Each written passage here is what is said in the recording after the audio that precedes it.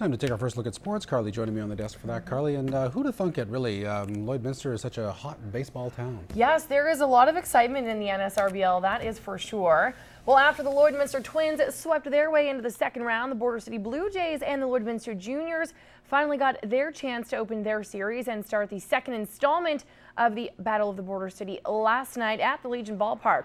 We will pick this one up in the top of the sixth for Jays up 2-0, and the Juniors are trying to get something going here.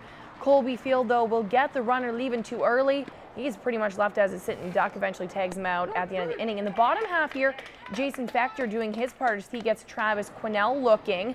Junior still down by 2 going into the seventh. In the seventh here with 1 out, double 7 goes off field and ends up with a stand-up double. Next batter here sends a dribbler to second. Clayton Ermel can't handle it. A run crosses a plate. That cuts the Jays lead just to 1. Well, the Jays would go on to take this one 2-1. Field would get that next batter to pop out to center and end that game. The Jays take a 1-0 series lead. They do have the chance to sweep tonight. Defense was all right. We had a few malfunctions, but other than that, like pitching was well, and we had some timely hits, and that's all you can ask for.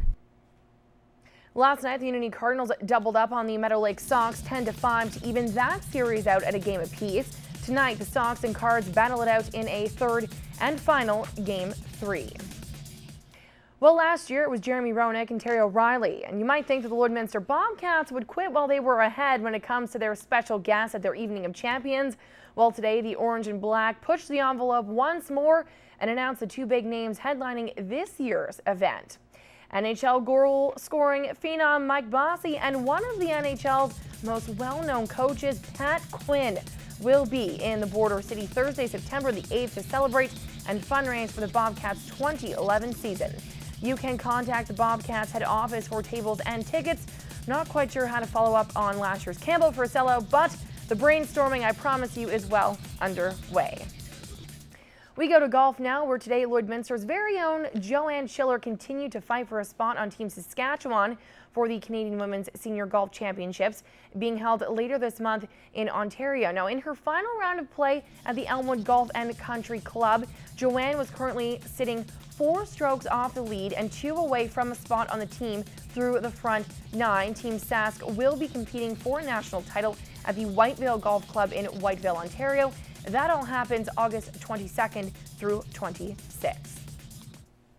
Well, the AFL season wrapped up last Saturday with the Lloydminster Vandals finishing with a record of 5-2. That was good enough to help them finish third.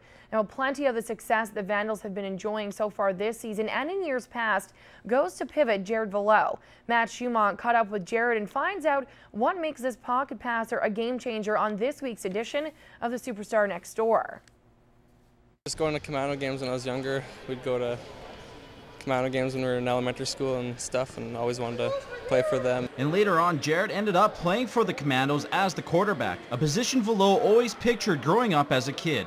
I always could throw the ball not bad, and I like to get involved in every play. So Jared sits third in the AFL in passing with 1,657 yards and 23 touchdown passes. But what makes him more of a threat in the pocket is his legs, as he sits second in the rushing department, racking up 547 yards on the ground, something the rest of the Vandals say is unreal to have a quarterback like that on the team.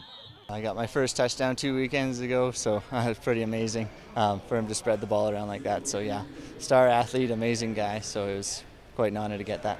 As the quarterback, Velo is a huge part of the squad and is looked at as one of the leaders on the team, and with such impressive numbers, he does all the talking on the field. He's a very quiet, timid guy, but he's got that strength behind him. He shows what he can do on the field, and that's what gets the team motivated and pumped up, is the toughness he shows and the ability he has. After his playing days are over, Velo would like to go back to his roots where it all started. Yeah, I'd like to do coaching in Wainwright and for the Commandos in the future, I guess. It'd be fun to do, I think. Matt Schumont, Newcap Sports. Brought to you by your local BRP dealer. Power Merchants of St. Paul, Norsask of North Battleford, and RecTech Power Products of Lloydminster, your local BRP dealers.